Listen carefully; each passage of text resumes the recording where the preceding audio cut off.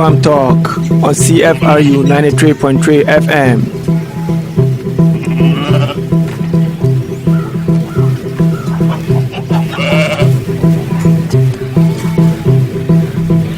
Welcome to another edition of Food Farm Talk, where we celebrate food and honor those who champion the cause of food in society.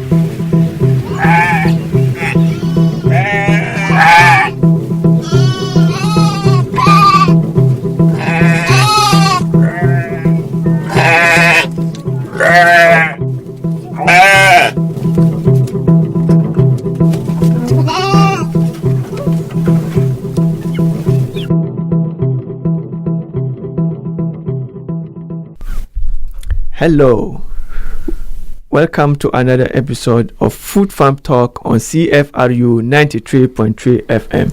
I am your regular host, Abdurrahim Abdullah, and thank you very much for joining us for another exciting episode of Food Farm Talk, where we celebrate food and honor those who champion the cause of food in society. And as usual, today I'm here with a guest to talk about issues related to food and agriculture. And my guest today is Alan Abdul Kader, who is a student here at the University of Guelph.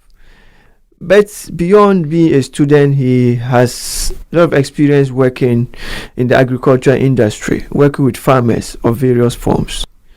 Without taking much from him, I will give him the opportunity to introduce himself. So Alan, can you tell us a little bit about yourself? So I'd like to thank you for having me. And so my name is Alan Abdul Kader. I just completed my third year at the University of Guelph, and this September I'll be entering my fourth year. I am doing a Bachelor of Science in Agriculture, and I'm going through the honors stream, so it's part of the OAC. It's under the umbrella of OAC. So I'm not from a farm. I was born and raised in Mississauga, Ontario, and moved to Guelph, you could say about 8-9 years ago. And when I went to high school in Guelph, I went to school with fellow farm kids, if you will. And it was kind of through my experiences of high school of working with family farmers and just people that also worked on farms. It kind of gained my interest and knowledge within agriculture. And come the end of high school, I decided to pursue an education in agriculture. So here we are. That sounds interesting. Mm-hmm. So if I may add, you mentioned that you are not from a farm background, but absolutely, obviously you went into farming because of your experience with people, farm kids. What's exactly about them led you into farming? What did you admire about the farm kids? It's pretty, how it started off was pretty simple. I was just, in grade 9, grade 10. I wasn't working. I didn't have any money, and I wanted, a part-time job, right? And it was one of those things where I'm very outdoorsy. I like fishing and hunting and stuff like that, and I couldn't really see myself on a Saturday being locked up in a McDonald's or a Tim Hortons serving people in a drive-thru. So it was one of those things where I saw an opportunity to work outside or with animals or with things like that, and it really kind of gained my interest. So to answer your question, but really what I admired or what I liked the most was being outside. I like that element of being outside and working, and no two days are the exact same. Every single day is different. Every single day is a unique day. Right? It's a unique day.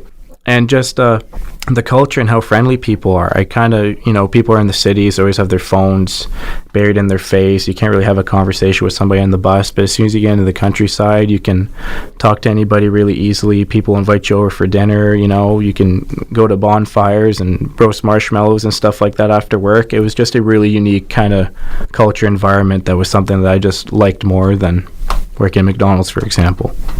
That sounds great. Mm-hmm. And I usually like it when people highlight some of the values and some of the merits that agriculture provides that many other occupations cannot really provide them, like by their very nature. Because people really sometimes don't appreciate what it entails to be a farmer. Mm-hmm. Unless you experience it, there's so much that agriculture provides to the human being beyond There's a lot going on in the background that people don't know about. That's correct, going on in the background.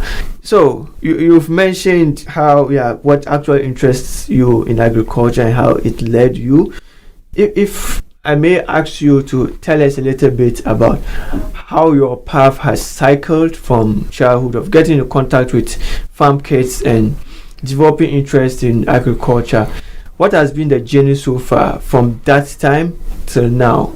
So my experience mainly when I was in high school and kind of towards the tail end of high school, it was more kind of animal related, right? So I would help dairy farmers do chores like within the barn and milking cows and things like that. I would work a lot with chickens and turkeys, collecting eggs and raising them when they're young all the way till they're at maturity to be shipped for meat and things like that. And I feel like between then and now, the biggest thing that's changed is kind of how more open-minded I am, because when I first came to Guelph, I really wanted like an animal-related job. But when I came here, I realized how diverse and how big, even somebody that was in agriculture didn't really understand how big agriculture was, right? So I come to Guelph, realize how large it is, and it's one of those things where within the last 3 or 4 years, my experience or kind of interest has shifted more towards crops, if you will, so kind of like more on the agronomic side of corns and beans and wheat and things like that. Sounds interesting. So right now you are a student here. Yeah, obviously. You mentioned that at the beginning. So you study agricultural science. It might look very obvious that maybe the interest you developed might have led you to choose agricultural science. But can you tell us a little bit about what exactly motivated you to follow that path of not just helping farmers on their farms, but also studying agriculture? So when I was back again in high school, I really wanted to be a doctor, but I understood quicker than other people that it's actually really hard to be a doctor. But it was one of those things that ever since I was at a young age, I always wanted to help people. Does that make sense? I always kind of like the one-on-one interaction, the face-to-face, helping people, trying to solve their problems, make their life easier, right? And it was one of those things where I just knew it within myself that it's just really hard to be a doctor. It's a lot of money, a lot of studying, a lot of years of school. That really seemed to be my thing. And within agriculture, even though you may not be a farmer per se, there's so many other jobs out there where it's almost as if you are a doctor, right? So there's so many jobs in agriculture that you're helping a farmer with their problems, whether it's, physical, mental, economical, what's going on in their field, what's going on in their barn. There's so many other jobs that even though you might not have the DR in front of your name, you're performing a very similar task of being face to face with somebody and being a big part of their life and trying to help them accomplish their goals, right? So I think that's a great answer, because like I mentioned earlier, agriculture has a lot of values that are more of like parallels to many occupations as well, despite its unique values in giving you something that many occupations, like for example being out in nature and interacting with animals and being so close to the land, these are very important things that we miss, especially those of us who work in more urban areas,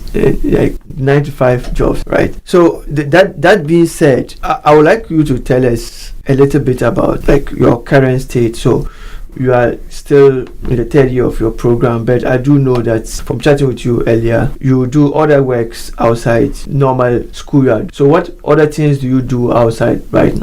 So we'll rewind to first year. At the end of first year, I picked up a research job within agriculture, and my main focus there was more on the crop protection side. So more looking at, things like fungicides and herbicides and how they help farmers and the impacts of when we don't use these products and cases where we don't need to use them and in cases where we do need to use them, right? So first year I took a research job there, and that's where I really learned a lot of my knowledge, and that's where I really became open-minded towards the industry and what goes on in the background, as we mentioned earlier. And then this summer and last summer, I took a job as a sales associate with a larger crop protection company, and it's pretty much you're not exactly a doctor, but it's more what I kind of said earlier, that one-on-one, a grower, a farmer has an issue, he calls you two, show up to the scene and you try to figure it out together. Diagnose the issue. Exactly. We're trying to problem solve, and we're trying to see what the best outcome is of whatever the situation is, right? And it's one of those things where I don't know what the situation is until my phone rings and check it out and then see where we can go from there. Okay. So I'm just going to draw you back a little bit, then we'll come back to your current work. So you as you worked with farm children and kind of developed the interest through that. How different has it been embedding yourself in the farm community? And I know that might have been prior to that, at a very young age, that you were not really in farming. But what difference do you see from yourself right now working in agriculture and even possibly people who are not working in agriculture? if you cannot recall back to a very young age, but you can recall, like in comparison to others that you interact with who are currently. Yeah. People are kind in agriculture. There's this, common misconception or stereotype that farmers are dumb and silly and they don't know what's going on, and they have this like redneck persona, if you will. When I'd say it's probably the opposite. Some of the nicest kids in high school that I ever encountered, some of the, people that never bullied you or picked on you or anything of that word, just so happen to be kids from rural areas and kids that just came from farms, right? So I think the biggest thing with me is that it's just a culture change. People are just way more friendlier, way more open. As I said, they invite you over for dinner. They let you stay over a night or two if you need to. Compared to some other industries, it's, Monday to Friday, 9 to 5, and you never see that person after work. You never see them before work. Compared to agriculture, it's more like the job never stops, right? This isn't a 9 to 5 Monday to Friday. This is a 365 anytime, any day. You're bumping into these people, and it's a small world too. Yes, so it's going to be one of those things with when I graduate with my class, it's very likely that somebody in that class will be my boss, or I will be somebody's boss, right? Yeah. Or somebody will be a customer of mine, or I will be a customer of theirs. So it's another thing too, where people are kind, and it's a very, very small world, very interconnected. Yeah, that's really good to hear, and to hear people who are actually on the ground making testaments to some of these values and be able to talk to those unique things that farming provides. Because from my experiences, farming communities are very well tied up, socially bounded, and that sense of community and people sharing is usually good, maybe just with a few exceptions where people compete. But farmers are usually very good among themselves, trying to share knowledge, especially when it comes to learning new practices and trying to understand what current issues are. And talking about issues makes me to think about you have some of the things that we currently face right now. You've been in the field for some time, and I'm definitely sure you might. There are just so many issues that are all over the place that you've come in contact with. What are some of the issues that are more or less like closer to your heart or closer to your work that you think need more attention? The biggest issue that I find, and this is more agriculture in a whole, not maybe specifically to me, but almost specifically to everybody, is there's this stigma or fear in the air that, the government and farmers are after you and they're trying to poison you or you're trying to kill you, and there's all these crazy YouTube video made by people without any credible knowledge or degree or anything behind them. Do you know what I mean? So I think the biggest challenge is we're being depicted as the bad guys when truly we're not. It's a very civilized, scientific, highly respected professional industry, and we all have the same goals in mind, and those goals are just, wake up, work, go to bed, and, feed people. I think a lot of people forget that we're not trying to poison you, or, we're working with the government to poison the water or make something funky with your blood. Like, there's all these things that you hear the farmers doing bad things when you're forgetting that you eat 3 times a day. And it's one of those things, whether you realize it or not, whether you believe it or not, it's like, no matter how much you bash on us or think negatively of us, it's in the end, it's like, we're the ones feeding you, right? Like, there's this whole, I can go on and on and on, but there's this whole conspiracy theory, if we will, that we're trying to poison everybody when it's just not true. We're just ordinary people like everybody else, and we eat the exact same, we're eating the exact same food. The stuff that comes out of my field, you're eating and I'm eating. So it's one of those things of like, how come you're magically dying but I'm not? Do you know what I mean? Just not to cut you, I can remember, I relate to some of these things. I can remember chatting with a farmer at some point in time, and he virtually told me the same thing. If I am eating the same thing I'm feeding you, there's no logic in you thinking that I'm trying to kill myself. Yeah, it's not like I am growing something different for you. I mean, the public and eating a different thing. Mm-hmm. So I can definitely relate to some of the issues you are talking about, which is really interesting. And I think it boils down to education and sensitization and trying to make the public know more about what is happening. Or what do you think about that? I think common sense people just forget all of a sudden when it comes to agriculture. I feel like if you have an open mind and you just use a little bit of common sense, you're there's answers to questions, and the questions become very, very simple, and the answers become even simpler, right? But again, there's just this thing in the air, I can't even describe it to you, where people are just scared. And as soon as they hear agriculture, as soon as they hear the name of a large crop protection company, they just throw everything out the door. They throw practical knowledge, they throw common sense out the window, and then they're just scared, right? So it's one of those things where if people can get past being scared or being feared of something that really doesn't exist, then I feel like the industry would be a much easier kind of place to work in, and there wouldn't be as much backlash in the media and things like that. So as you mentioned of issues on backlash from the media and like all those issues, and it reminds me of some of the issues that we have right now with GMCs and like you mentioned earlier, people thinking that farmers are going to poison them and all these issues. What do you think are actually the root causes of this, and what can the agriculture industry do to really make people really understand some of the issues behind these challenges? I think the biggest thing that the agriculture community may have made a mistake on was lack of communication. I feel like it was the duty of farmers or larger companies to kind of get ahead of these people that are full of nonsense to push whatever agenda that they have. I feel like we should have kind of came in earlier and communicated to the general public of, hey, this is what we're due. We're very open about it, and this is why we do these things, right? Because now you have these hundreds of organizations that claim that GMOs are bad for you, or they poison you, or I can go on and on and on. And these aren't scientific people. These are people with no proof or no knowledge or no prior experience, right?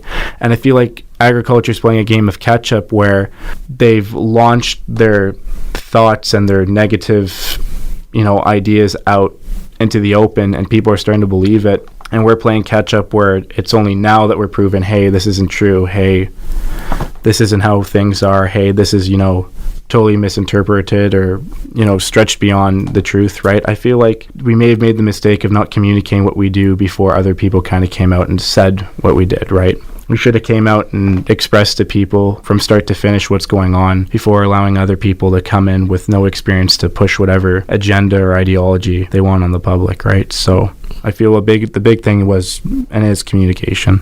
I think that's a great answer, and I always tell people that communication is essential in everything we do, right? Because how much you do or whatever good thing you do, if you're not able to communicate it very well to the people out there, people might have some misconceptions about these things. It may bring in some people might even be on the same side without knowing they're on the same side because of like miscommunication and people not understanding themselves, because we need to communicate to be able to reach consensus and be able to drive towards solving some of the problems that we face right now in our food systems, which is great. And you've mentioned communication, which is something I always think that, and that's one of the things we are doing right here, right? On this radio show, we give opportunity for people who have like the opinions to come and educates the general public, and like we are happy to have you here talking about some of these issues, because if we don't let people listen to that, we won't be able to get people to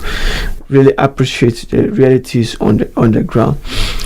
So what I'm also interested is in how do young people like us together, everybody, what role, like you are a young guy who is able to like rise up to that extent, like you'll be able to educate yourself about that, and there's definitely more we can do, especially at the time when we do know that the younger generation is becoming more detached from agriculture, which is why some of these things are happening, if my guess is right, because we only get our information from YouTube, and you go to YouTube and people feed you with all type of information, right? So what can we as young people do to be able to turn this? Because yes, you mentioned that agriculture is now playing like a catch-up in terms of the communication race, but how can the industry tackle it to be able to really like perform well in terms of catching up? The two biggest things I'd say, and I don't know if the first one is actually very feasible or practical, is to try and educate kids at a young age in school, right? There's so many awesome courses that they teach you in school, like careers and civics, right? They teach you a little bit about how things work in Canada, about the law.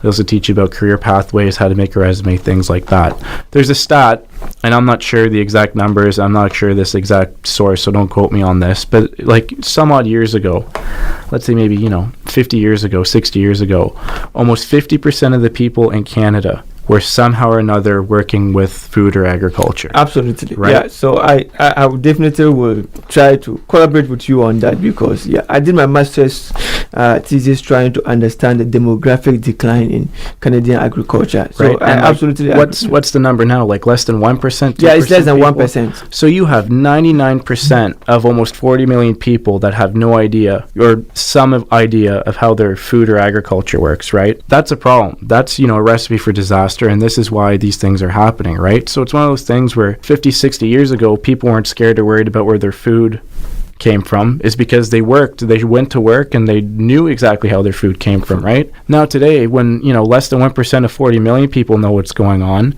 there's room for fear to kind of sneak in, right? And it's one of those things, is like fear is a great marketing tool, because it's very easy to scare somebody than to make somebody believe you, right? There's some quotes like, I'd rather be scared than to be loved, or whatever. I don't know, but like being scared is a great marketing tool. Fear is amazing. Fear makes a lot of money, right? And it's one of those things where when you have less than 1% of the population in tuned with what's going on in the background, there's something going on there. So it's one of those things, if they can teach it at a young age to school systems, that'd be great. If they do teach in schools, teach actual facts, teach stuff that you did in your master's or I did in my undergrad, or, stuff that's come out of the University of Guelph or any other reliable institution within the world. Yeah, teach, stuff about agriculture in school if possible. If not, then I think parents, instead of also being scared, they should try to teach their kids to let them think for themselves and not let anybody think for you. You know what I mean? When you turn on the news every day, don't believe every word that they say, right? Because the media is known for always exaggerating and pushing certain things and certain channels, right? So it's one of those things, if parents can communicate to their kids, hey, take a step back and think for a second. Think for yourself. Be more open-minded. Don't just listen to something for 30 seconds and be like, okay, that's it. That's it, right? Yeah. Think for yourself. What happened to thinking, right? Those are probably the two things. If they can somehow bring it back into the school system, great. If not, then I think parents should do a better job of teaching them kids, and not just in agriculture, just in general, to, think for yourself. Don't let others think for you. Yeah, I think I like those 2 points very much, and they've been some of the recommendations and some of the things I've been advocating for a very long time, that if we want to solve the demographic challenges in agriculture, and we want to let agriculture regain a central role in society, it all boils down to education, right? It all boils down to how we communicate agriculture to the general public. And because even there was a study that came out of OAC a few years back, that's for every one graduate here, I can't really recall the exact number, but it's about 4 or 5 jobs. Jobs waiting for the person. And there are so many opportunities in agriculture that people are not even aware of, which is kind of baffling, right? Because the people are complaining of not getting enough jobs, but there are jobs elsewhere. There's just so much opportunity that people can tap out from agriculture that we are not really being able to do so, at least not to this good satisfaction right now. So I like the idea of educating people, letting people to know the value in agriculture, letting people to know of the opportunities out there. But as we draw almost near to the end of the program, and I wish we had so much time, because there's just so much we can talk about, and I really appreciate your time, and I know that hopefully I'll be able to get hold of you at another time. I've been trying to do this again. Absolutely. This again, but just as we try to wrap up, are you, as somebody on the ground who has a lot of experience working with farmers and has a lot of experience working with industry as well, what do you think the farm community, let's go beyond education, what can the farm community, the farm as a community, do to actually recreate their value and reposition themselves as a central role in society again? I know this is a tough question. But absolutely, that exactly can farmers do? Or let's just brainstorm about that. So the question was what they can do to be a part of... Yeah, to regain their central role in society again. Because farmers seem to be so much detached, right? We know that, the society is shifting and people are detached from farm, right? But the farmers too seem to be somehow detached from the society. So something that people need to keep in mind is that once in a while you go see a doctor, once in a while you go see a lawyer. Every single day, 3 times a day, you see, in one way or another, a farmer. You might not see his face, you might not see his farm. You eat 3 times a day, whether you like it or not. Whether you're vegetarian, vegan, you're on a carnivore diet, keto diet, whether you're having beers at Frank's, you are in interaction with somebody in agriculture every single day. So I'd almost challenge you on saying that they are already in the center of society, and they have been for, the last thousands of years. As soon as we dropped, the bow and arrow, we've been the center of society. Yeah. I think, though, as I mentioned earlier, us as an agricultural community, we should do a better job of communicating and being more open in the way that we describe our practices and what we do towards the public. But remember, it's not a one-way street, it's a two-way street. And having said that, urban areas, other people should be willing to what we say. We can't be open, have all this information ready to give you, and then you stick your fingers in your ears and say, blah, blah, blah, I don't want to listen. Right? So anybody in farming is ready to describe to you what they do, and we're very kind people. We're not out to hurt you, and it's a two-way street. If you guys are willing to listen, then we'll talk and we'll show you and we'll bring you on farms and everything like that. Yeah, absolutely. I'll take that as your last message because it's a very powerful message. Yeah. And I'm sure my listeners will be very happy to end with that. Yeah, you are not out to hurt anyone. With everything I've taken out of the conversation is that the farm community is out to help. Nobody is out to hurt. There's going to be 9 billion people by the year 2050. Yeah. What are, and who are the people faced with this problem at the forefront? It's people in agriculture, right? Yeah. Yeah. You being scared or watching some fake YouTube video isn't going to feed 9 billion people in 2050. Yeah. You need to get out to the field. That's right. Yeah. So, Alan, I'm absolutely happy having you on the show today. Thank you very much. I'm sure my listeners will as well be excited to, for what they have learned out of your show today, and I'm really happy. I'm really excited, and I'm happy to have people like you who are bold enough to tell us what we need to know, not just to give us information, but also educate us as well, and to allow people to know what exactly we need to know to be able to appreciate agriculture as it is.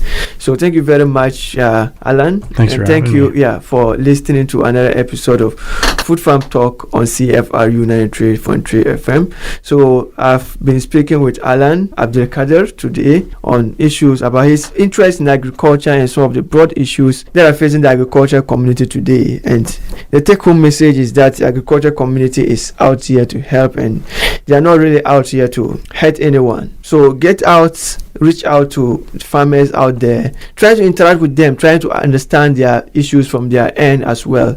And at the end, there's only one thought that binds us together, the thought of food that we all think about every day. So have a nice day. Thank you.